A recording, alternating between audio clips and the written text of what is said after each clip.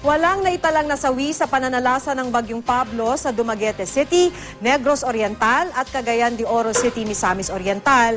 Pero nag-iwan pa rin ang bagyo ng pinsala sa mga istruktura at kabuhayan. Makibalita tayo kay JR Abisamis ng GMA Cagayan de Oro. Ganito kalakas ang hangin at alon sa Dumaguete City, Negros Oriental nung kasagsagan ng Bagyong Pablo nitong Martes. Kaya hindi katakataka kung nawasak ng storm surge ang multi-million peso port terminal ng lungsod. Natabunan din ng mga nabagsakang puno ang mga bahay na ito. Hindi na nga halos makita pa ang mga bahay. Ikan kung kakuha itong ako ng Santo Niño's Kusina, pagkuhan, pagkauman, hindi ko rin kung naabot sala, natumba na ng kuhan, sambag.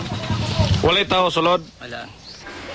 Nasugatan ng 9 na individual habang inaalis ang mga nagbagsakang puno. Imbyo ko Diyos kasada ba at bangsa kulong. Pagtaon, tinira na hulog na ito. Sa may nakahulog ni mo? Kabisay. Pinatumba rin ng bagyo ang kanopi na ito ng isang mall, mga puno ng saging at mga poste ng kuryente. Namomroblema naman ang mga residente ng 6 na binahang barangay sa Cagayan de Oro City. Gaya ni Mangginon Makinano, halos wala na siyang mapakikinabangan sa kanilang appliances matapos malubog sa tubig ang bahay. Lagpas tao raw ang baha sa kanilang lugar nung kasagsagan ng Bagyong Pablo. Ini lang sa second floor. Magani kaya akong igagaw. Kuha na dito nakabakit ni. Diya sa Carmen Mercado.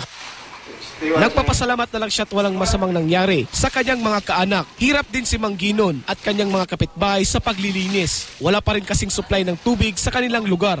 Naitatawid nila kahit papaano ang pang-araw-araw nilang gawain dahil sa maliit na hose na nakakonekta sa water district ng lungsod. JR Abisamis, Nagbabalita, Pilipinas.